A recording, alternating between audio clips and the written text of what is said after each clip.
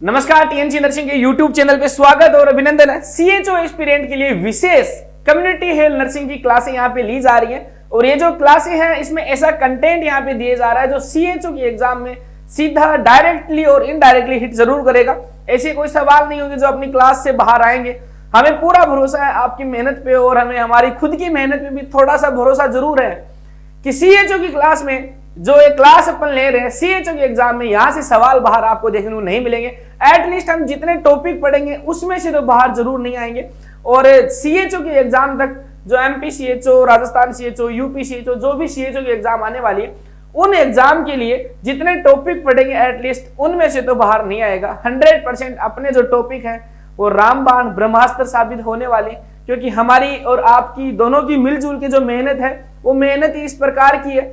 हम उस प्रकार का कंटेंट डिलीवर कर रहे हैं जो इस एग्जाम को मद्देनजर रखते हुए तैयार किया गया है। कम्युनिटी हेल्थ नर्सिंग में हमने बहुत सारे टॉपिक को अब तक डील कर चुके हैं और ऐसे टॉपिक को डील किया है जिनमें से सवाल 100% पूछा ही जाता है। और आज की जो क्लास है इसमें भी ऐसा ही टॉपिक का चुनाव किया गया है जिस टॉपिक से 100% सवाल पूछा जाता है, चाहे वो रेड स्पॉट से आए, चाहे वो स्टेप लेडर फीवर से आए या एंटेरिक फीवर पूछा जाए, सेकेंडरी करियर से पूछा जाए, क्रोनिक करियर से पूछा जाए, किसी भी चीज से सवाल पूछा जाए, सवाल जरूर बनता है। यहाँ से ये तय है। तो क्या लगता है आपको, क्या सीख पाएंगे आज आप इस क्लास से कुछ नया? क्या आपको कुछ देखने को मिलेगा नया? इसका तो क्लास के बाद में पता चलेगा। फिलहाल ये पता करते हैं कि आखिरकार आज हम जो है वो पढ़ने वाले क्या हैं। आज की जो क्लास में आगे आने वाली लगभग 1 घंटे की सेशन में हम क्या करने वाले हैं। 2 चीजें आज हम करेंगे। एक, हम पढ़ेंगे टाइफाइड फीवर और उसके साथ में डिप्थीरिया पढ़ेंगे और उसके अलावा कुछ एमसीक्यूज हैं जो टाइफाइड फीवर और डिप्थीरिया से सीधे मैच करते हैं। अच्छे सवाल कुछ जो सीएचओ के एग्जाम में पूछे जा सकते हैं, ऐसे सवालों का हम हल करने वाले हैं। तो आज की क्लास का हमारा मोटो टाइफाइड फीवर और डिप्थीरिया को टारगेट हम करेंगे। सबसे पहले हम पढ़ेंगे टाइफाइड फीवर को। आज जो हम पढ़ने वाले बच्चों वो हम पढ़ेंगे टाइफाइड को। और ये जो टाइफाइड है, ये देखिए टाइफाइड जो है वो पुराने टाइम पे 1880 से पहले की जो कहानी थी उस टाइम पे इसको टाइफाइड के नाम से जाना जाता था। उसके बाद में जो बच्चों आजकल के जमाने में ये जो AKA है, आल्सो कॉल्ड एज, अपना इसको एंटेरिक फीवर भी बोलते हैं। एंटेरिक फीवर जो है वो इसी को बोलते हैं। स्टेप लेडर फीवर जो है वो भी इसी को बोलते हैं, स्टेप लेडर फीवर।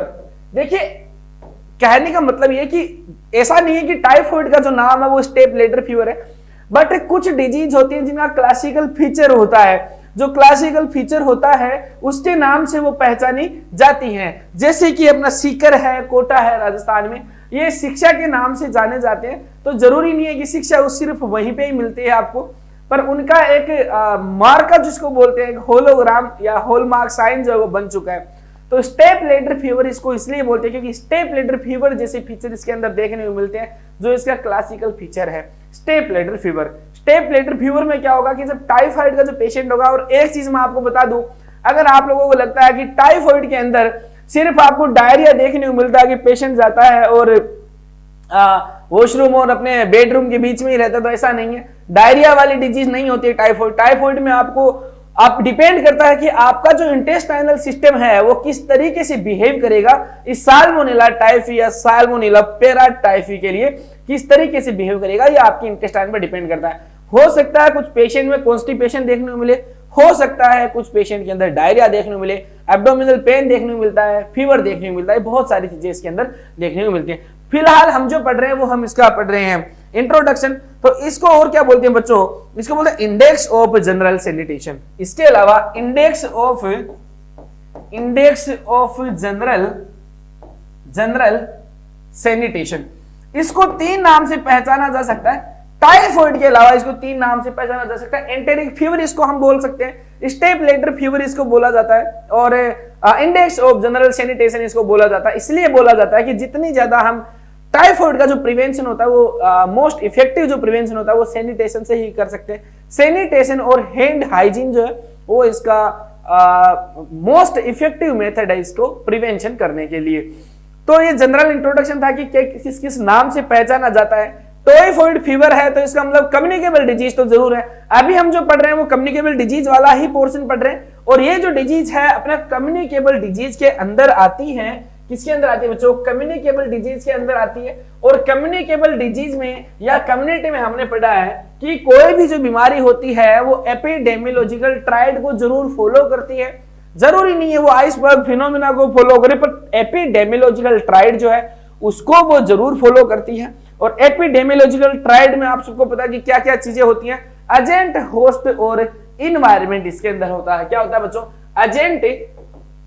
एजेंट होता है बच्चों, इसके अंदर होस्ट आपको देखने को मिलता है और इन्वायरमेंट आपको देखने को मिलता है। और ये जो है इन तीनों का इक्विलिब्रियम होता है, परस्पर संबंधित होते हैं। बहुत बार इसकी हम बातें कर चुके हैं। जो बच्चे हमारे रेगुलर व्यूअर हैं जो इस क्लास को देखते हैं वो भी मुझे लगता है वो पक गए होंगे कि ये रोज की रोज ये एपिडेमियोलॉजिकल ट्रायड जो है इसको लेके आ जाते हैं और इसी में बातें रोज होती हैं। पर करें क्या, हम पढ़ी एपिडेमियोलॉजी रहे, उसी के पार्ट्स को पढ़ रहे हैं, तो इसका जो है वो बात करना इसकी जरूरी है। हम बात करते हैं एजेंट की। तो आपका टाइफाइड जो है वो एक बैक्टीरियल डिजीज है। कैसी है बच्चों? बैक्टीरियल डिजीज है। टाइफाइड जो है वो क्या आपकी बैक्टीरियल डिजीज है। बैक्टीरियल डिजीज है। और बैक्टीरिया कौन सा होता है? Salmonella typhi. देखिए 90% केसेस जो होते हैं टाइफाइड के वो किसकी वजह से देखने मिलेंगे आपको? साल्मोनेला टाइफी की वजह से। और बाकी के जो बचे हुए 10% केस है वो साल्मोनेला का ही एक छोटा भाई है। साल्मोनेला का ही एक छोटा भाई है जिसको बोलते हैं साल्मोनेला पेराटाइफी। ये इसका क्या है? छोटा भाई है। तो साल्मोनेला टाइफी और साल्मोनेला पेराटाइफी, इन दोनों के साल्मोनेला टाइफी के जो है वो दो एजेंट आपको, दो एंटीजन या दो सीरोटाइप बोल सकते हैं, वो पाए जाते हैं। जिसका ओ एंटीजन ओ होता है, एक एंटीजन एच होता है। और दूसरा जो है यहाँ पे हमारे लिए क्लिनिकली जो इंपॉर्टेंस जो चीज रखते हैं वो साल्मोनेला टाइफी के ही एंटीजन रखते हैं। साल्मोनेला पेराटाइफी हम पढ़ते नहीं, क्योंकि जो चीज जनरली कोज ही नहीं करती है तो हम उसकी बात भी नहीं करते। साल्मोनेला टाइफी में 3 सब टाइप होते हैं इसके, साल्मोनेला टाइफी ए, बी और सी। हम जो बात करने वाले टाइफाइड के करने वाले हैं, माइक्रोबायोलॉजी के अंदर हम ज्यादा घुसने वाले नहीं है। तो ये साल्मोनेला टाइफी जो है बच्चों वो क्या होता है आपका? ये क्या होता है बच्चों? फ्लैजिलेट बैक्टीरिया है, फ्लैजिलेटेड बैक्टीरिया है। और ये कौन सा है? एरोबिक है या एनारोबिक है? तो ये क्या है बच्चों? एनारोबिक है। एनारोबिक यानी इसको डिवाइडेशन के लिए ऑक्सीजन की जरूरत इसको नहीं पड़ती है।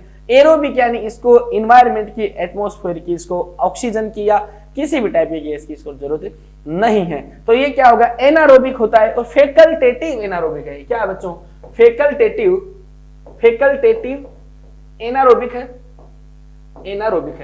और ये फैकल्टेटिव एनारोबिक है। इसकी वजह से क्या होगा? साल्मोनेला टाइफी जो है वो किस तरीके से मोड ऑफ ट्रांसमिशन कैसे करेगा?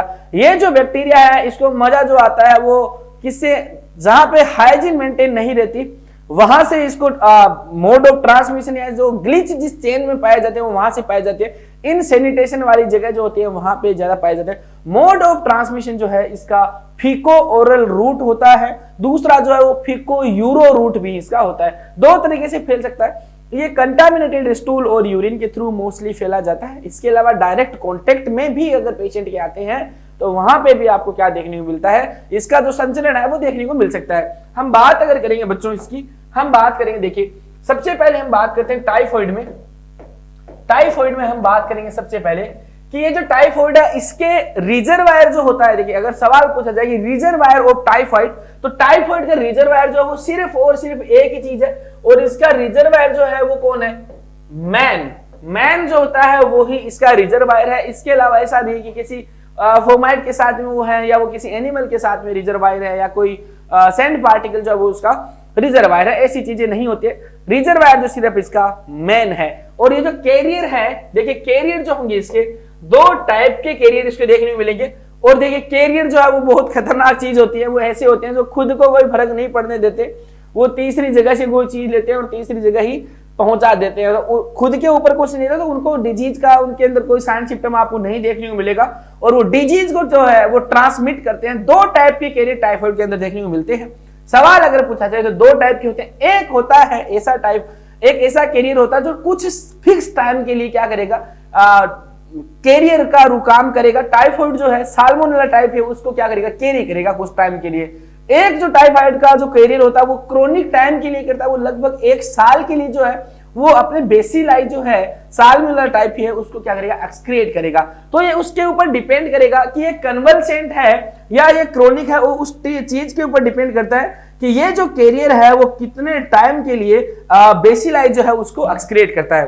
दो टाइप के कैरियर होते हैं, एक होता है जो कन्वलसेंट, और ये जो कन्वलसेंट है वो कन्वर्जन वाला नहीं है, कन्वलसेंट ये शॉर्ट टाइम ड्यूरेशन वाला कन्वलसेंट कैरियर है। और ये जो कैरियर है ये कितने टाइम के लिए करता है, ये एक्सक्रिएट करता है बेसिलाई को। इसका मतलब ये है, इसका मतलब है कि कितने टाइम तक फैला सकता है, इसका मतलब ये कि फैला कितने टाइम तक सकता है। तो कब तक फैला सकता है, ये एक्सक्रिएट करता है बेसिलाई को, और कब तक करता है, 6 to 8 वीक के लिए करता है। क्या करता है, 6 to 8 वीक के लिए करियर का काम करता है। दूसरा जो है वो क्रोनिक करियर आपको इसका देखने को मिलेगा, क्रोनिक कैरियर आपको इसके अंदर देखने को मिलेगा। देखिए करियर और कैरियर के अंदर, दोनों के अंदर डिफरेंस आप समझ लीजिए इधर ही, वरना आप भी करियर और कैरियर के बीच में फंस जाएंगे। क्रोनिक कैरियर जो होगा इसका, क्रोनिक जो कैरियर है उसका वो कैसा होगा बच्चों, वो इसका लगभग फॉर 1 ईयर के लिए करेगा। एक्सक्रिएट जो करेगा बेसिलाई को, फैला जो सकता है वो लगभग कितने टाइम के लिए करेगा, 1 साल के लिए जो है वो इसका क्या करेगा, संचरण करेगा।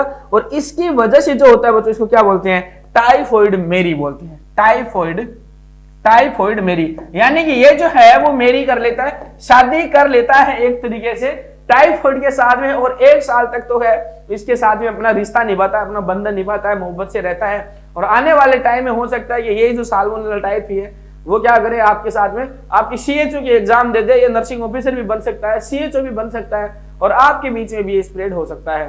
तो 1 साल तक ये बंधन में रहता है, बंधन से जैसे ही मुक्त होता है उसके बाद में ये सीएचओ की एग्जाम देने के लिए तैयार हो जाता है। तो ये शादी का बंधन जो है वो तोड़ देता है 1 साल में।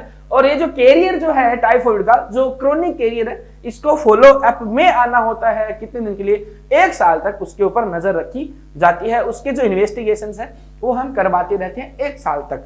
तो ये बात थी किसकी, कि करियर जो है वो कितनी टाइप से फैलते हैं और कब कब फैलते हैं। 2 टाइप के करियर होते हैं, एक कन्वलसेंट होता है और दूसरा जो होगा इसका वो आपका क्रोनिक करियर इसके अंदर देखने मिलता है। अब हम बात करेंगे कि सोर्स कितने होते हैं, सोर्स जो होंगे बच्चों इसके 2 टाइप के सोर्स मिलते हैं। एक प्राइमरी सोर्स होता है जो आपका उसका सोर्स ऑफ टाइफॉइड है, वो 2 टाइप के देखने मिलेंगे, एक प्राइमरी सोर्स होगा, एक जो होगा वो सेकेंडरी सोर्स होगा। प्राइमरी सोर्स का मतलब होता है कि पेशेंट जो है वो खुद जो है वो प्राइमरी सोर्स होता है हमेशा। तो डायरेक्ट कांटेक्ट में आएंगे हम किसके, जब हम पेशेंट के खुद के डायरेक्ट कांटेक्ट में आएंगे तो वहां पे क्या होगा, वो प्राइमरी केस होगा। और सेकेंडरी केस में आपको क्या देखने मिलेगा बच्चों, सोर्स की अगर बात करें, सोर्स, तो सोर्स में देखिए एक प्राइमरी केस होगा, प्राइमरी केस या प्राइमरी सोर्स होगा। इसका मतलब क्या है कि डायरेक्ट कांटेक्ट में है पेशेंट के, डायरेक्ट कांटेक्ट में है। और दूसरा क्या होगा बच्चों, एक सेकेंडरी होगा। सेकेंडरी होगा तो सेकेंडरी का मतलब क्या होगा कि पेशेंट जो है जिसको टाइफॉइड या एंटेरिक फीवर हो रखा है उसके साजो सामान के संबंध में अपन रहते हैं, उसके कभी उसका जो कंटामिनेटेड मिल्क हमने यूज कर लिया, कंटामिनेटेड अपन ने यूटेंसिल्स यूज कर लिए, कंटामिनेटेड मिल्क हमने यूज कर लिया, कंटामिनेटेड क्लोथिंग्स हमने यूज कर ली, उस कंटामिनेटेड बाथरूम यूज वॉशरूम जो होता है जहां हम फ्रेश होते हैं वो हमने यूज कर लिया, कमोड यूज कर लिया। ये जो चीजें हैं वो उसकी सेकेंडरी चीजें होती हैं और इनके थ्रू अगर फीको ओरल रूट से टाइफॉइड फैलता है, that is the secondary source of infection. तो सेकेंडरी सोर्स में क्या आएगा बच्चों, कंटामिनेटेड ही होगा सारा, तो मैं सिंपल लिख रहा हूं, वाटर हो जाएगा, कंटामिनेटेड वाटर हो गया, मिल्क हो गया बच्चों। इसके अलावा हमने कंटामिनेटेड वॉशरूम यूज कर लिया, हमने यूटेंसिल्स यूज कर लिए, और इसके अलावा हम क्या क्लोथिंग्स हमने यूज कर ली। यानी पेशेंट के सेकेंडरी जो चीजें हैं वो अगर हम उसके कांटेक्ट में है तो वो क्या सा होगा, आपका सेकेंडरी सोर्स ऑफ इन्फेक्शन हो गया, या टाइफॉइड का जो है वो सेकेंडरी आपका केस हो गया। अब हम बात करें अगर कि यहाँ पे जो करियर के बाद हमें मोड ऑफ ट्रांसमिशन की बात करेंगे, तो मोड ऑफ ट्रांसमिशन की हमने बात यहाँ पे कर ली है। अब जो हम बात करेंगे वो किस चीज करेंगे कि साल्मोनेला टाइफी है, वो इंपॉर्टेंट चीज अब यहाँ पे आएगी। देखिए साल्मोनेला टाइफी, और ये जो टाइफी है पैराटाइफी की बात नहीं करें, हम साल्मोनेला टाइफी जो 90% जो है वो टाइफाइड कोज करता है उसकी हम बात कर रहे हैं। इसके जो 2 एंटीजन आपको देखने को मिलेंगे बच्चों, इसके 2 एंटीजन आपको देखने को मिलेंगे, और ये एंटीजन कौन से होंगे आपके, एक होगा एंटीजन ओ और एक जो होगा बच्चों एंटीजन, एक देखने को मिलेगा एंटीजन ओ, एक जो एंटीजन आपको एच देखने को मिलेगा। इसका मतलब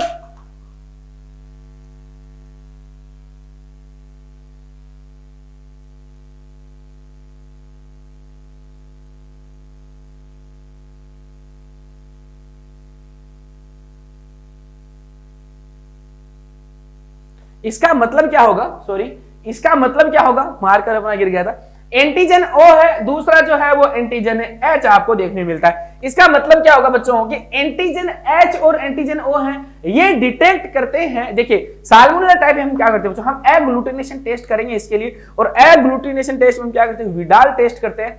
विडाल टेस्ट जो है वो मोस्ट इंफॉर्मेटिव नहीं है, मोस्ट इंफॉर्मेटिव जो है वो आपका ब्लड ही होगा।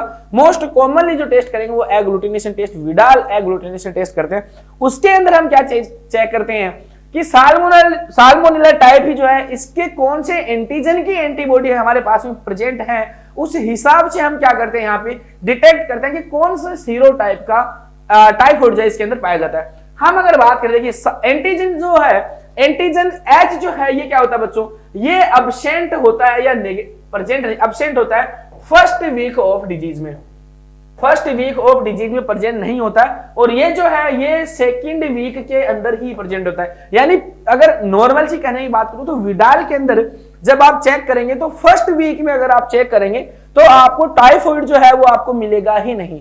तो टाइफाइड अगर नहीं मिलेगा आपको, अगर फर्स्ट फेज के अंदर या फर्स्ट एजेंट एंटीजन जो है वो एंटीबॉडी मिलेगी नहीं आपको, और ये कहां नहीं मिलेगी, ये स्टूल के अंदर नहीं मिलेगी, ब्लड के अंदर मिलती है, स्टूल के अंदर आपको नहीं मिलेगी। स्टूल के अंदर नहीं मिलेगी तो मुझे बताइए पहले वीक में अगर प्रेजेंट ही नहीं था, हमें पहले वीक में स्टूल एग्जामिनेशन करने की जरूरत होती ही नहीं है। स्टूल कल्चर जो हम जो पहले वीक में नहीं करते, इसी वजह से पहले वीक में हम क्या करते हैं, ब्लड को चेक करते हैं। तो एंटीजन जो है इसके एंटीजन ओ और एंटीजन एच जो है वो एंटीजन एच अब्सेंट होता है, नेगेटिव होता है पहले वीक के लिए, और एंटीजन ओ है वो भी क्या होता है सेकेंड वीक के बाद में आपको देखने को मिलता है। अब देखिए ये इसको बताने का रीजन ये है कि एक तो सवाल पूछा जा सकता है कि टाइफाइड के अंदर बता दीजिए कि टाइफाइड के अंदर आपका एंटीजन जो है वो सेकेंड वीक के अंदर कौन सा एंटीजन जो है अराइज होता है, तो एंटीजन जो है वो आपको कौन सा देखने को मिलेगा, एच जो है। या फिर ऐसा सवाल पूछे कि एब्सेंट आपको ज्यादा सेंसिटिव कौन सा होता है, तो एच एंटीजन जो है वो ज्यादा सेंसिटिव होता है कल्चर करने के लिए, और वो जो आपका एब्सेंट होता है पहले सप्ताह के अंदर। इसी वजह से ब्लड का इन्वेस्टिगेशन हम करते हैं पहले सप्ताह में, स्टूल का एग्जामिनेशन हम आप वहां पे नहीं करते हैं। अब हम बात करते हैं आगे, विडाल टेस्ट के अंदर नहीं आता, यानी कि एग्लूटिनेशन टेस्ट जो है उसके अंदर आपका नहीं देखने को मिलेगा। हालांकि होगा तो ब्लड में इंफेक्शन अगर है तो ब्लड के अंदर आएगा, कल्चर जो है ब्लड का हम करेंगे, पर विडाल के अंदर जो एग्लूटिनेशन टेस्ट करेंगे उसके अंदर जो है वो एब्सेंट आपको नेगेटिव रिजल्ट जो आपको दिखाएगा। हम बात करेंगे विडाल टेस्ट की हुई कि टाइफाइड के अंदर विडाल टेस्ट जो है आपका किस तरीके से अगर आपका काम आपको बना के देगा। हम बात कर रहे हैं आगे साल्मोनेला टाइप की। अब हम बात कर रहे हैं इंक्यूबेशन पीरियड की। तो इंक्यूबेशन पीरियड जो होगा बच्चों, इंक्यूबेशन पीरियड जो है इसका कितना होगा बच्चों, 10 to 14 डेज।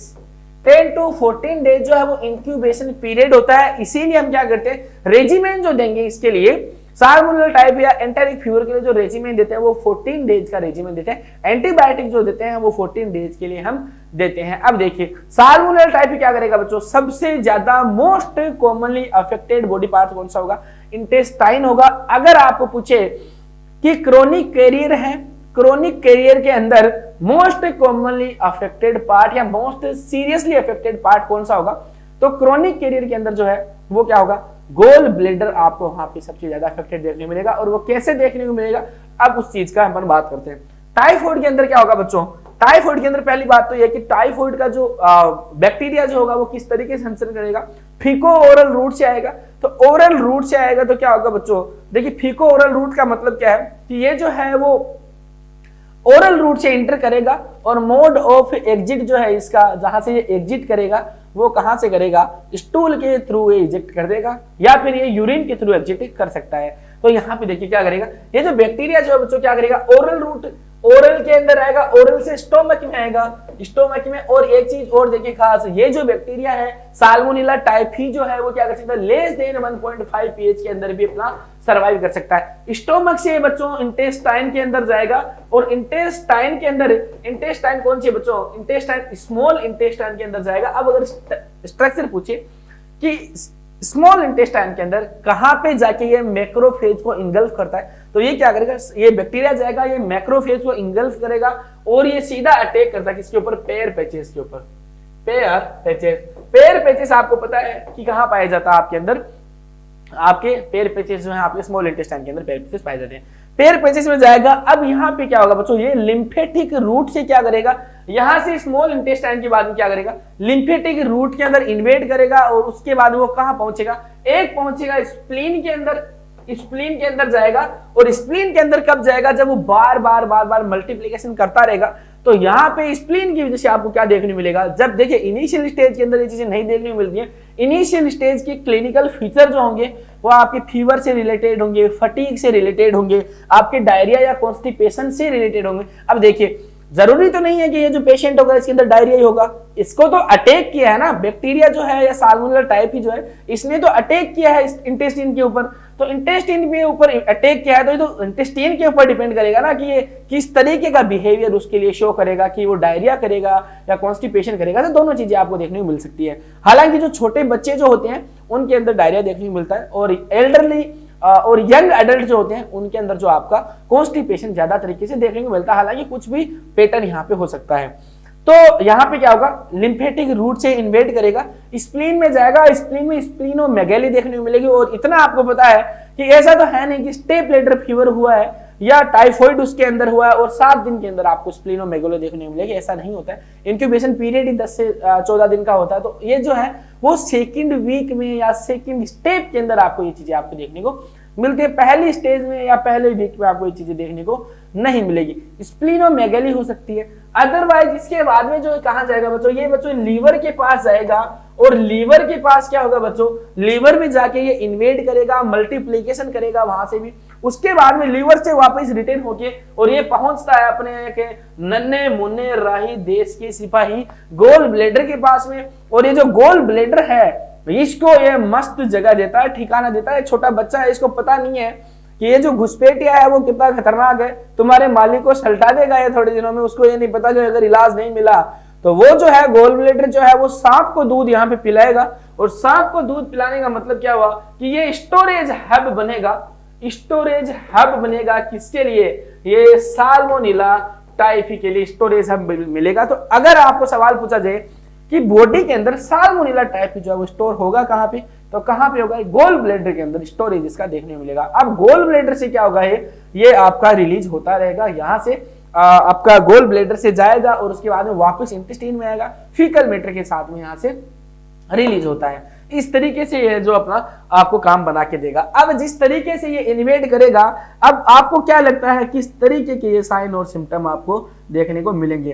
तो अब देखिए क्या होगा, पहले वीक के अंदर आपको क्या देखने को मिलेगा बच्चों, पहले वीक में आपको ये देखने को मिलेगा कि ये जो बच्चा है या ये जो पेशेंट है इसके अंदर क्लिनिकल फीचर आएंगे। और किस तरीके के, फर्स्ट वीक में तो क्या लगता है आपको, इन्फेक्शन हुआ है। अगर आपको सवाल पूछूं कार्डिनल साइन ऑफ इन्फेक्शन किसी भी टाइप की या इंफ्लामेटरी प्रोसेस का, cardinal sign of inflammatory process तो फीवर होता है, आपको सबको पता है कि टेम्परेचर में राइज होता है। तो सबसे पहले फर्स्ट वीक में आपको क्या देखने को मिले बच्चों, स्टेप लेडर फीवर। और क्या आप लगा सकते हैं, दिमाग सोचिए जरा, दिमाग लगाइए, स्टेप लेडर फीवर क्या होता होगा। तो स्टेप लेडर जैसे होते हैं, सीढ़ियां जैसे होती हैं, उसी तरीके का ये फीवर होता है जो क्या कॉन्स्टेंटली राइज होता है।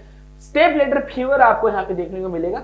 पेशेंट के अंदर क्या देखने को बच्चों, डायरिया या कॉन्स्टिपेशन आपको यहाँ पे देखने को मिलेगा बच्चों। यहाँ पे सीवियर एब्डोमिनल पेन आपको बच्चों इसके अंदर देखने को मिलेगा, एब्डोमिनल पेन देखने को मिलेगा। नोजिया और वोमिटिंग आपको यहाँ पे देखने को मिल सकती है। मलाइज आपको यहाँ पे देखने को मिलेगा। फर्स्ट वीक के अंदर आपको जो पेशेंट होगा वो क्या देखने को मिलेगा, स्टेप लेडर फीवर मिलेगा। और स्टेप लेडर फीवर कौन सा मिलेगा, स्टेप लेडर फीवर कौन सा होगा, यह हाई ग्रेड फीवर होगा बच्चों। क्या होगा, high grade fever.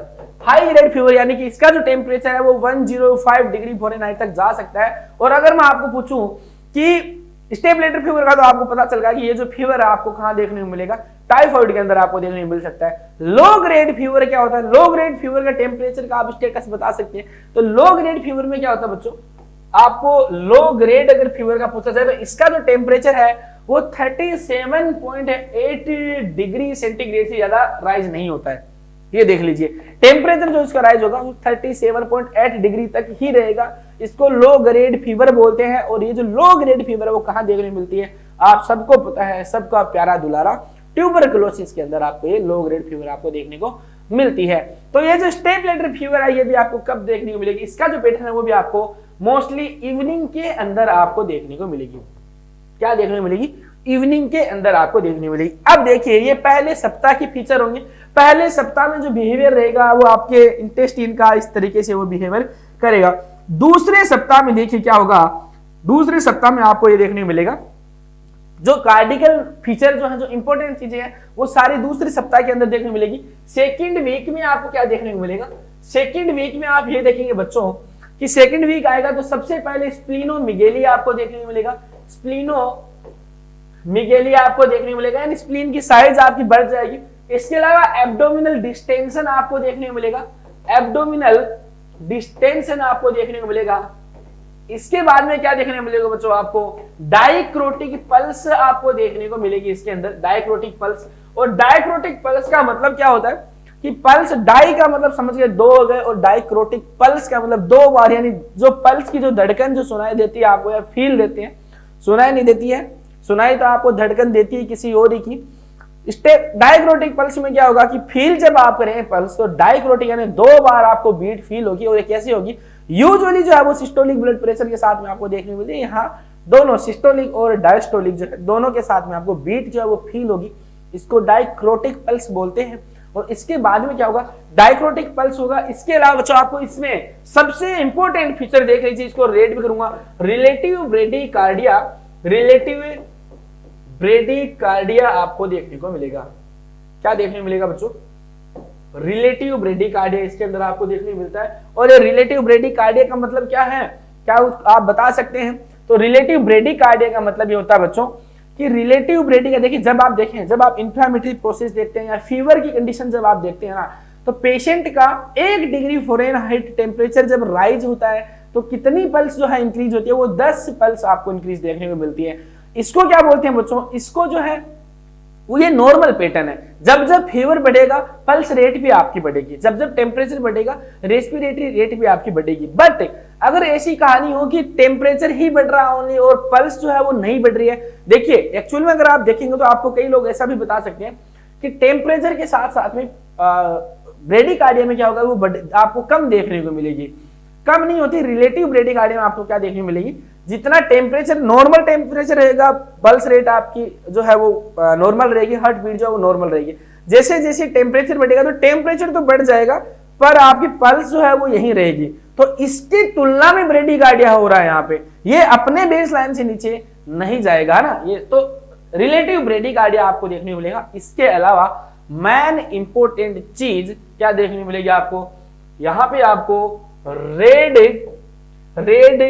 Spot on chest आपको देखने को मिलेंगे। और ये चेस्ट के स्पॉट आपको कब देखने को मिलते हैं, सेकेंड वीक के अंदर आपको क्या देखने को मिलेंगे, आपको चेस्ट के ऊपर क्या देखने को मिलेंगे, रेड स्पॉट आपको देखने को मिलेंगे। इसके अलावा आपको क्या देखने को मिलेगा बच्चों, यहाँ पे जो देखेंगे वो आपको ये देखने को मिलेगा कि यहाँ पे जो मैंने आपको स्टार्टिंग में बताया था कि विडाल के जो टाइटर है वो नेगेटिव थे, यहाँ पे विडाल के जो 2 टाइटर जो थे और 2 सीरोलॉजी जो सीरोटाइप जो बता रहे थे या एंटीजन जो थे O और H वो पॉजिटिव होते हैं, यानी कि क्या देखने मिलेगा, रेड स्पॉट ऑन चेस्ट देखने को मिलेगा। इसके अलावा क्या आपको जो सीरोटाइप थे या इसको एंटीजन बोलूंगा मैं, सीरोटाइप या एंटीजन जो थे वो एंटीजन O और H जो है वो क्या होते हैं यहाँ पे, अब यहाँ पे प्रेजेंट होते हैं। यानी कि सेकेंड वीक के अंदर इन्वेस्टिगेशन ऑफ चॉइस जो होगी आपकी वो क्या करेंगे आप, विडाल एग्लूटिनेशन टेस्ट आप टाइफाइड फीवर के अंदर आपको देखने को मिलेगा।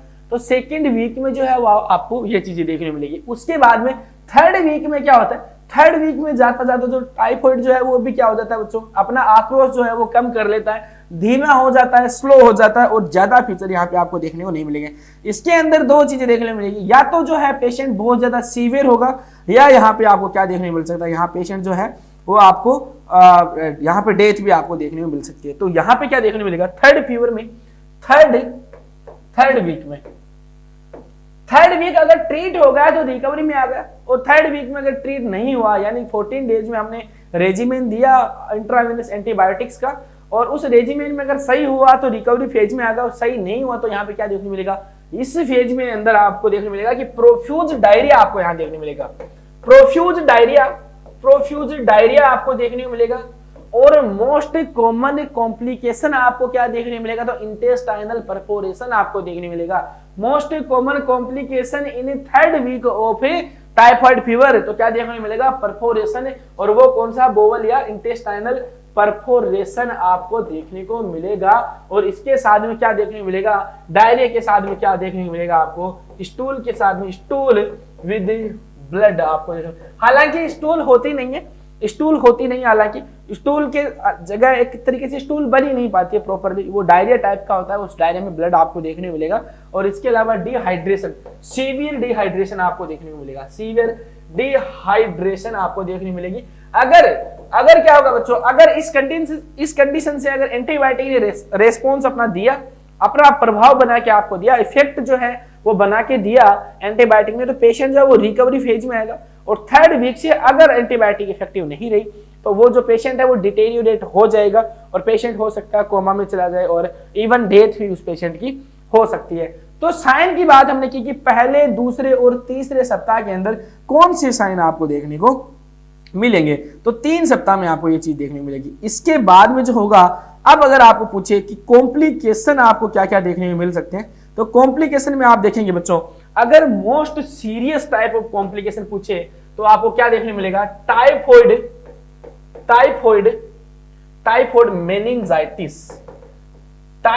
मेनिंजाइटिस मोस्ट सीरियस या मोस्ट डेंजरस कॉम्प्लिकेशन होगा।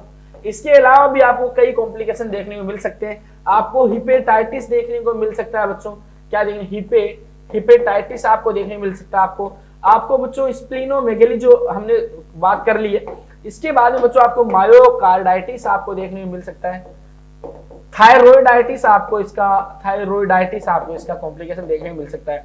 इस कॉम्प्लिकेशन में सबसे इंपॉर्टेंट जो चीज है जो याद रखनी है आपको, वो क्या याद रखनी है कि आपको जो है वो मोस्ट सीरियस कॉम्प्लिकेशन जो है वो इसका याद रखना है, और वो मोस्ट सीरियस कॉम्प्लिकेशन कौन सा होगा आपका, थायराइड मेनिंजाइटिस होगा। इसके अलावा मायोकार्डाइटिस हो या हेपेटाइटिस हो या पेरिटोनाइटिस हो, न्यूमोनिया हो, थायराइडाइटिस हो, कुछ भी हो, वो सारी चीजें आपको सेकेंडरी याद रखनी है। अब जो हम बात करेंगे वो हम किस चीज की बात करेंगे, वो हम बात करेंगे कि आपके डायग्नोसिस की हम बात करेंगे कि विडाल टेस्ट में हम क्या चीजें देख रहे थे, और हम डायग्नोसिस जो है वो टाइफाइड का किस तरीके से करेंगे। तो डायग्नोसिस जो है वो वीक के हिसाब से करते हैं कि कौन से वीक में कौन सी चीज आपके लिए सुटेबल है।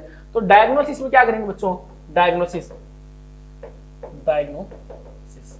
इस डायग्नोसिस में आपको ये करना है कि आप ये देखेंगे कि साल्मोनेला टाइफस जो है उसका कौन सा एंटीजन और टाइटर आखिरकार कितना प्रेजेंट है।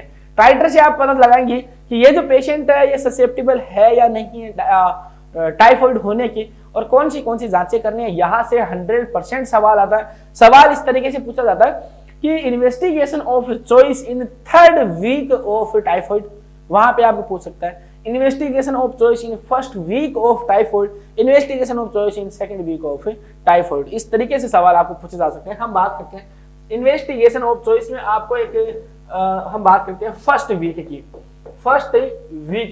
तो फर्स्ट वीक में हमने बात की थी कि जब विडाल टेस्ट आप करेंगे या एग्लूटिनेशन टेस्ट आप जब करेंगे ना, तो वहां पे आपको एंटीजन जो है वो प्रेजेंट होते ही नहीं है, वो अक्रेंस उनका होता ही नहीं है। तो पहले सप्ताह में जो हम बात करेंगे बच्चों फर्स्ट वीक में, और देखिए यहाँ पे वीक लिख देता हूँ, वीक, और यहाँ पे लिख देता हूँ इन्वेस्टिगेशन ऑफ चॉइस। तो पहले वीक में जो आप करेंगे वो क्या करेंगे बच्चों, ब्लड कल्चर करेंगे। क्या करेंगे, ब्लड कल्चर आप करेंगे। सेकेंड वीक में इन्वेस्टिगेशन ऑफ चॉइस क्या होगी बच्चों, आप इसके अंदर जो है वो विडाल करेंगे। विडाल अगर नहीं आए सवाल के अंदर, ऑप्शन के अंदर नहीं देखने को मिले, तो इसी को क्या करेंगे, एग्लूटिनेशन आप करेंगे। एग्लूटिनेशन टेस्ट आप यहाँ पे करेंगे। इसके बाद में थर्ड सप्ताह के अंदर इन्वेस्टिगेशन ऑफ चॉइस आपकी क्या होगी, तो यहाँ पे आपके जो वो स्टूल कल्चर आप करेंगे। तीसरे के अंदर क्या करेंगे बच्चों, स्टूल कल्चर आपको देखने मिलेगी। और चौथे के अंदर आप क्या करेंगे बच्चों, आप यूरिन कल्चर आप यहाँ पे कर सकते हैं। तो सवाल जो पूछा जाएगा वो अमूमन पहले और दूसरे से ही पूछा जाता है कि पहले सप्ताह में आपको क्या करना है और दूसरे सप्ताह में आप यहाँ पे क्या करते हैं। तो इसमें यही बात है कि विडाल के अंदर हम विडाल क्यों करते हैं, क्योंकि विडाल के अंदर जो इसका जो ओ एंटीजन है जो वो कब आपको देखने को मिलता है, 7 से 10 दिन जब हो जाते हैं उसके बाद में आपको देखने को मिलता है। तो पहले सप्ताह में अगर हम विडाल करेंगे बिना तो इसका हमें कोई फायदा नहीं मिलेगा। और क्यों नहीं मिलेगा, क्योंकि दूसरे वीक के अंदर हमें वो एंटीजन यहाँ पे देखने को मिलेंगे। अब हम विडाल करेंगे तो हमें फायदा क्या मिलेगा, हमें क्या चीज वहां पे देखने को मिलेगी, उस चीज की हम बात करते हैं।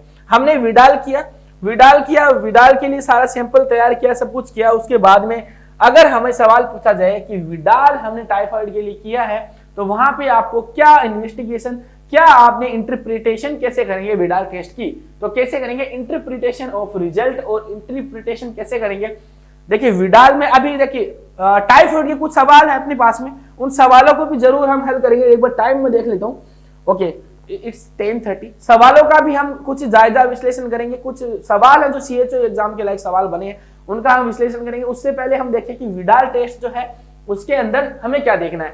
अगर ये देखिए ये क्या है, ये है बच्चों आपका साल्मोनेला टाइफी H एंटीजन क्या है ये है, और साल्मोनेला टाइफी O एंटीजन।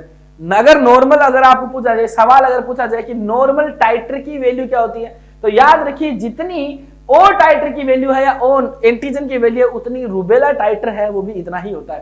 तो आप देखेंगे आप इंटरप्रिटेशन कैसे करेंगे, नॉर्मल वैल्यू कितनी होगी। अगर ओ एंटीजन की बात करेंगे तो 1:80 जो है वो नॉर्मल वैल्यू है किसकी, आपकी ओ एंटीजन की। और इससे कम अगर होगा तो टेस्ट जो है वो नेगेटिव होता है। और यहाँ पे H जो एंटीजन है उसका जो वैल्यू है वो कितनी होती है, 1:16 होती है। और पीएच देखिए पीएच भी आगे जब मैंने स्टार्टिंग में बताया था आपको 1:80 जो है इसकी पीएच होती है। अब बात करते हैं हम आगे, अगर ओ टाइटर जो है या ओ एंटीजन जो है उसकी वैल्यू 1:80 से ज्यादा हुई और टी और इसके बाद में H जो आपका एंटीजन है उसकी वैल्यू 1:160 से ज्यादा हुई, तो इसमें आपको क्या देखने को मिलेगा, यहाँ पे आप क्या मानेंगे, टाइफाइड फीवर या पैराटाइफाइड फीवर आपकी प्रेजेंट है, ये चीज आप मान के चलिए। उसके बाद देखिए ओ एंटीजन जो है वो 1:80 से ज्यादा है और H एंटीजन जो है वो 1:160 से कम है। इस कंडीशन में आप क्या मानेंगे कि अर्ली इन्फेक्शन और अदर साल्मोनेला इन्फेक्शन है, साल्मोनेला टाइफी का नहीं है। टाइफी वाला जो आपका कम आपको यहाँ पे देखने मिलेगा, साल्मोनेला का अर्ली इन्फेक्शन हो सकता है, ये साल्मोनेला जो है वो आपका क्या है, अदर इन्फेक्शन साल्मोनेला का आपको देखने को मिल सकता है। उसके बाद में हम क्या करेंगे, अगर यहाँ पे रिजल्ट आपको मिलता है कि ओ रिजल्ट है, ओ एंटीजन जो है वो आपको लेस देन 1:80 मिल रहा है और H जो है वो इसी कंडीशन में मोर देन 1:160 मिल रहा है, या यहाँ पे देखिए अगर ये आपको कम मिल रहा है और ये मोर देन 1:80 मिल रहा है, इसका मतलब क्या है कि यहाँ पे देखिए ये यहाँ पे कम हो रहा है, इसका मतलब ओ एंटीजन जो है वो क्या आपका लेस है, नॉर्मल वैल्यू से कम है, तो एंटीबॉडी प्रेजेंट ही नहीं है। ये जो हम चीज देखते हैं ना वो हम क्या चीज देते हैं, इसकी वैल्यू डिनोट करती है कि एंटीबॉडी जो है वो इसके खिलाफ कितनी बनी है, यानी H एंटीजन और O एंटीजन है उनकी एंटीबॉडी को ये डिनोट करते हैं। तो एंटीबॉडी यहाँ पे कम है, इसका मतलब क्या है, वैक्सीनेशन और नॉन स्पेसिफिक मेमोरी रिएक्शन आपको यहाँ पे देखने को मिलेगी। तो इंटरप्रिटेशन जो है विडाल टेस्ट का इस तरीके से करेंगे कि H एंटीजन और O एंटीजन जो है उसकी वैल्यू कितनी आपके पास में आई है। इसके बाद में हम जो देखेंगे, हमने विडाल टेस्ट की देखी, कुछ सवाल है उसको हम बाद में डिस्कस करेंगे। अब जो हम देखेंगे कि हमने ये बात कर ली कि विडाल टेस्ट के अंदर आपको क्या देखने मिलेगा, अब हम ये देखेंगे कि ट्रीटमेंट जो है वो कैसे करेंगे। तो ड्रग ऑफ चॉइस जो होगी, ड्रग ऑफ चॉइस होगी इसके लिए टाइफाइड के लिए, टाइफाइड ड्रग ऑफ चॉइस जो होगी वो कौन सी होगी बच्चों, ड्रग ऑफ चॉइस एक ही याद रखें आपको, सिफेलोस्पोरिन कैटेगरी की ही होंगी, सिफेलोस्पोरिन में होंगी। और सिफेलोस्पोरिन में आपको क्या देखने मिलेगा बच्चों, सिप्रोफ्लोक्सासिन प्लस में इसके साथ में क्या है बच्चों, फ्लोरोक्विनोनोल्स, नॉल्स। ड्रग ऑफ चॉइस जो आपको कौन सी देखने मिलेगी, दो टाइप की देखने मिलेगी। या तो आप इसके अंदर क्या करेंगे, या तो आप इसके अंदर सिफेलोस्पोरिन कैटेगरी की एंटीबायोटिक देंगे, या आप फ्लोरोक्विनोलोन देंगे। ये जो ड्रग है वो केस के लिए है, ये जो ड्रग ऑफ चॉइस है वो किसके लिए, ये केस के लिए है, केस के लिए। अगर कैरियर की बात करेंगे ना, कैरियर हमारे पास में दो थे, एक आपके पास में कन्वल्सेंट कैरियर था, एक क्रोनिक कैरियर था। हम यहाँ पे जो बात करें वो क्रोनिक कैरियर की बात करें। जो कन्वल्सेंट कैरियर होगा वो केस वाला ट्रीटमेंट अगर हम उसमें देंगे, सिफेलोस्पोरिन या फ्लोरोक्विनोलोन्स में से देंगे, तो वहां पे उसका इलाज होगा। क्रोनिक कैरियर के लिए हम क्या करते हैं बच्चों, वहां उसको एम्पीसिलिन देते हैं या एमोक्सिसिलिन देते हैं, 6 वीक के लिए हमें उसको देनी होती है। इसके साथ में प्लस क्या करते हैं, देखिए उसको क्या करते हैं, एम्पीसिलिन देंगे, एम्पीसिलिन, या हम उसको एमोक्सिसिलिन देंगे। कब तक के लिए देंगे, 6 वीक के लिए देंगे। प्लस अगर ये रेजिमेन काम नहीं किया तो इसके साथ में हम क्या करेंगे, इस रेजिमेन के साथ में हम ट्रीटमेंट जारी रखिए, प्लस इसको क्या करेंगे, कोलिसिस्टेक्टोमी उसकी करवाते हैं। कोलिसिस्टेक्टोमी उसकी हमें करवानी है, कोलिसिस्टेक्टोमी उसकी करवानी है। तो ट्रीटमेंट में जो टाइफाइड के लिए जो होगा वो ट्रीटमेंट ऑफ चॉइस या ड्रग ऑफ चॉइस वो सिफेलोस्पोरिन प्लस फ्लोरोक्विनोलोन हो सकती है। इसके अलावा कैरियर के अंदर जो है वो इस तरह की चीजें आपको देखने को मिलेगी। अब इसके बाद में देखेंगे बच्चों, हम रिपीट टेस्ट कब करेंगे, रिपीट टेस्ट हमें करवाना है 1.5 महीने, 3 महीने, 12 महीने के ऊपर हमें टेस्ट करवाना है। और in case of carrier after discharge is after 1 year. देखिए हम कब करवाएंगे, जो पेशेंट होगा टाइफाइड का, टाइफाइड का जो पेशेंट होगा,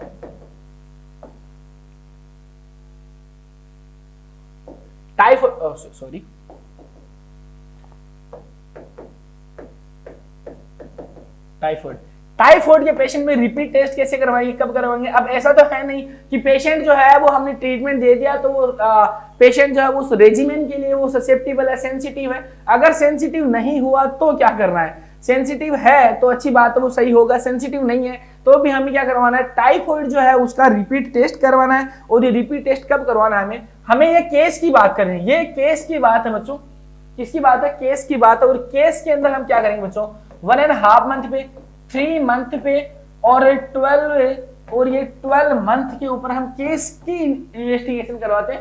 रिपीट टेस्ट जो है वो केस का करवाते हैं। और कैरियर की अगर बात करेंगे, और कैरियर जो है अगर क्रोनिक कैरियर हुआ तो हम every 1 year till 3 negative stool test,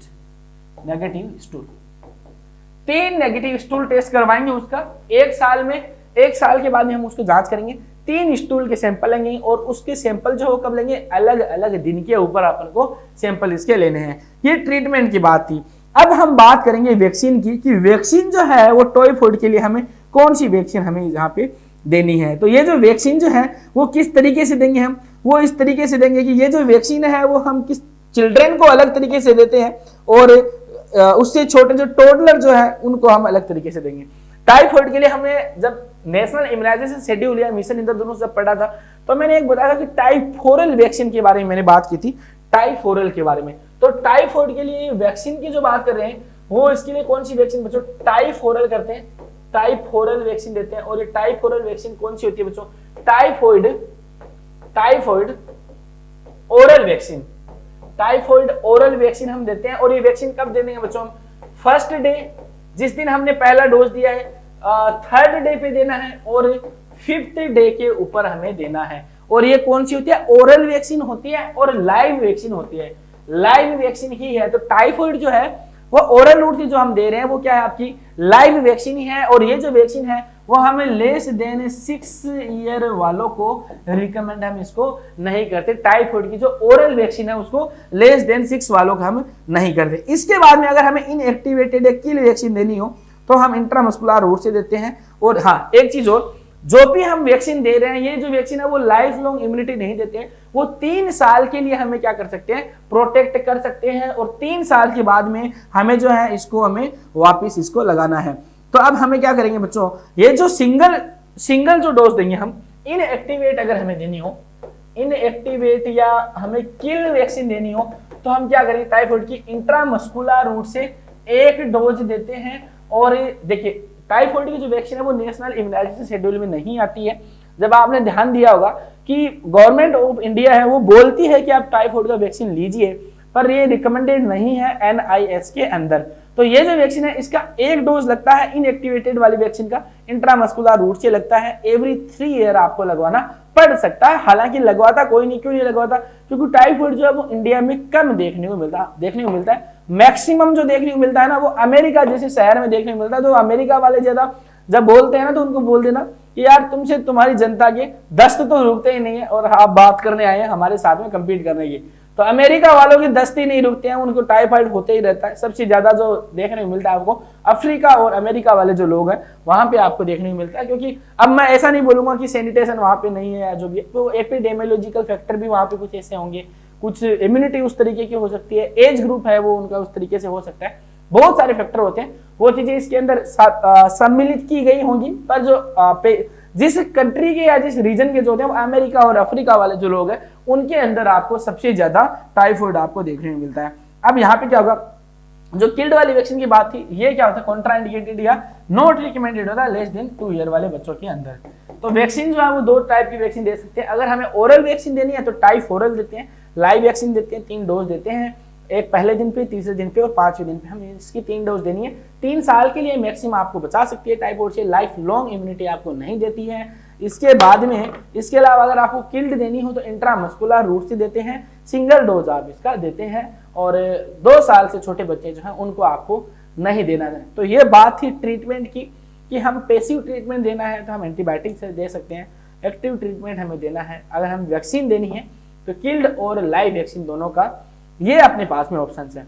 तो हमने जो पढ़ा वो टाइफॉइड वैक्सीन की टाइफॉइड डिजीज के बारे में पढ़ा कि टाइफॉइड में आपको ये चीजें आपको देखने को मिल सकती हैं। अब हम बात करेंगे, अगर हम यहाँ पे बात करें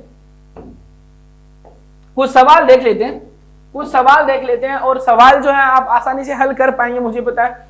पहले भी जो है टाइफॉइड जो है एक इजी टॉपिक रहा है सबके लिए, और इसमें से बहुत उम्दा सवाल जो नहीं बनते, बेसिक सवाल ही बनते हैं कि रेड स्पॉट कब कौन से वीक में देखने को मिलते हैं, स्प्लीनोमेगेली आपको कब देखने को मिल सकती है, डाइक्रोटिक पल्स जो आपको कब देखने को मिल सकती है, आपको रिलेटिव ब्रेडिकार्डिया जो कब देखने को मिलता है, आपको इस तरीके की सीवियर प्रोफ्यूज डायरिया कब देखने को मिलता है, मोस्ट कॉमन कॉम्प्लिकेशन क्या होता है, मोस्ट डेंजरस कॉम्प्लिकेशन क्या होता है, इस टाइप के सवाल अगर पूछे जाए। आपको स्पेसिमेन कब लेना है, इन्वेस्टिगेशन चॉइस क्या है, विडाल टेस्ट में टाइटर जो है या एंटीजन का जो है वो रेशियो क्या है, आपको इस तरीके से सवाल पूछे जाएंगे ज्यादा से ज्यादा। इंक्यूबेशन पीरियड पूछ लिया, आपको रिजर्वायर पूछ लिया, इसका रिजर्वायर क्या होता है, सोर्स पूछ लिया, इस टाइप के सवाल ही पूछे जाएंगे। कुछ सवाल हम देख लेते हैं एमसीक्यूज की क्या ये यहाँ पे मैच करते हैं। पहला सवाल है how long does it typically take for symptom of typhoid fever. Marker को थोड़ा सा हल्का करना जरूरी है। Okay, how long does it typically take for symptom of typhoid fever to appear after infection. तो इन्फेक्शन के अंदर सिम्टम जो है वो आपको कब देखने को मिलते हैं, तो सिम्टम जो है आपको कब देखने को मिलते हैं बच्चों, 1 से 2 वीक के अंदर आपको देखने को मिलते हैं। जो जनरल सिम्टम जो है वो आपको दिख जाते हैं। इंक्यूबेशन पीरियड भी आपको पता है कि इसका 10 से 14 दिन है। तो लगभग आप जब देखेंगे इंक्यूबेशन पीरियड अगर 10 से 14 दिन है तो इंक्यूबेशन पीरियड का तो मतलब ये होता है कि साइन सिम्टम अराइज जब होते हैं तब तक का जो पीरियड था वो इंक्यूबेशन पीरियड होता है। 10 से 14 दिन का है, इसका मतलब क्या होगा कि 1 से 2 वीक इसको लग जाएंगे। और जितने भी ऑप्शन है वो यहाँ पे मैच खाते नहीं है। इन ऑप्शन के ऊपर ज्यादा विश्लेषण नहीं करेंगे हम, क्योंकि टाइफॉइड जो हमने पूरा पढ़ लिया है उसी में से है, क्योंकि ये सारी चीजें हमने देख ली है। ऑप्शन बी जो इसका राइट आंसर होने वाला है। अगला सवाल देखते हैं, which age group is most susceptible to typhoid fever. Typhoid fever के लिए मोस्ट ससेप्टेबल एज ग्रुप कौन सा है, तो एपिडेमियोलॉजिकल ट्रायल में एज की अगर पूछे तो एल्डरली या फिर यंग एडल्ट जो है वो उसके अंदर सबसे ज्यादा देखने मिलेगा। तो यहाँ पे इन्फेंट के अंदर नहीं देखने मिलता, चिल्ड्रन के अंदर नहीं देखने मिलता।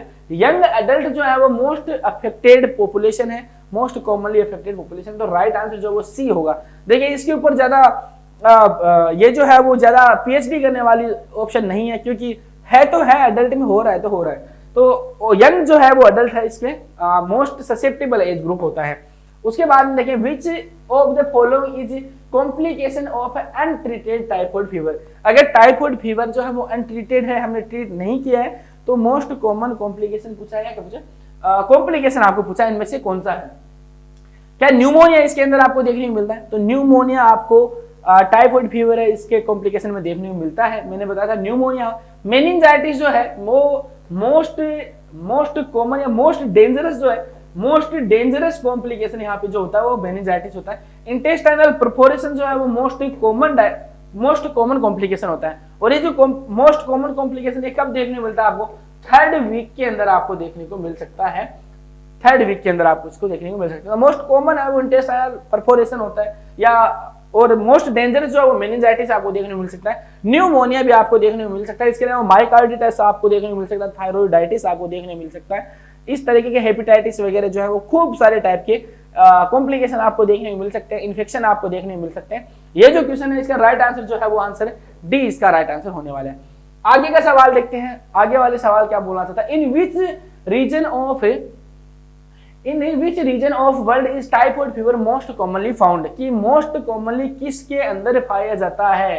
तो नॉर्थ अमेरिका एंड यूरोप के अंदर, साउथ अमेरिका और एशिया के अंदर, ऑस्ट्रेलिया और न्यूजीलैंड के अंदर, सब सहारियन अफ्रीका के अंदर। तो सबसे ज्यादा जो पाया जाएगा, हमें जो है वो कॉम्बिनेशन वाला ऑप्शन देखना है। अगर यहाँ पे सिर्फ अमेरिका होता तो हम सिर्फ अमेरिका को करते। अमेरिका में साउथ अमेरिका एंड एशिया दे रखा है और नॉर्थ अमेरिका और यूरोप दे रखा है। तो यूरोप में जो है वो एशिया से कम केस पाया जाता है, एशिया में ज्यादा केस पाया जाता है यूरोप से।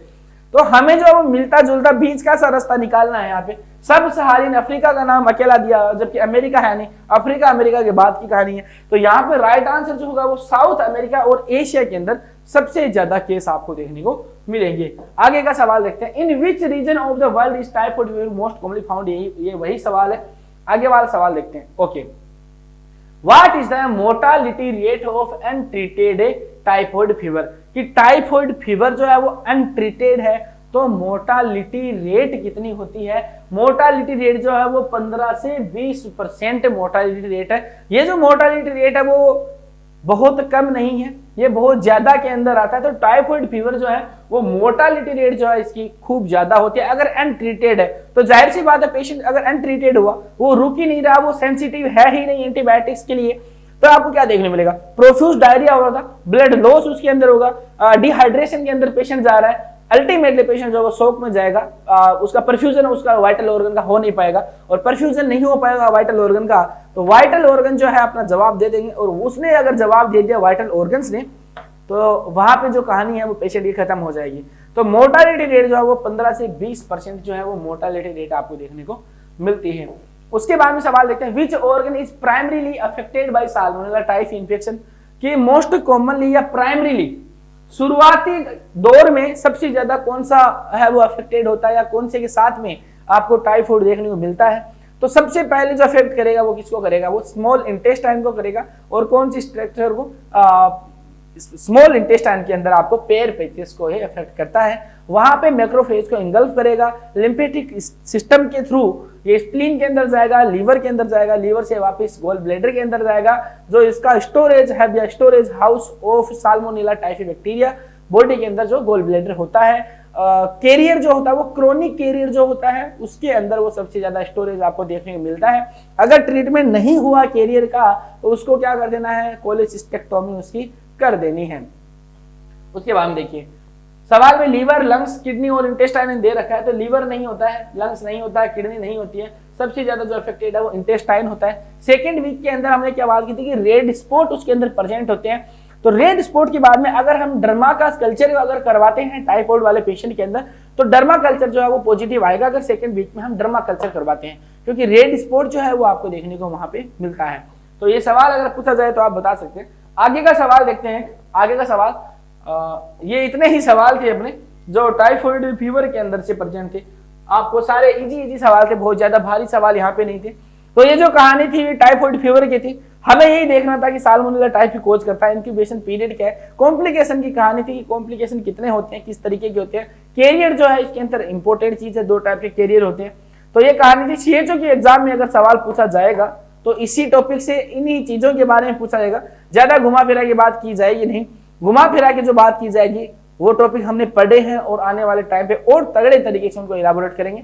नमस्कार, आज के लिए इतना ही। मिलते हैं कल एक और नई क्लास के साथ में, जबरदस्त शानदार और ट्यूबरक्लोसिस हम पढ़ेंगे। और ट्यूबरक्लोसिस इतना जबरदस्त तरीके से पढ़ाया जाएगा, जीवन में याद रखोगे, जिंदगी में, लाइफ में कभी भी नहीं भूलोगे। स्पेशली रेजिमेंट जो है, ट्रीटमेंट जो होगा ट्यूबरक्लोसिस का, कभी नहीं भूलने वाले हो।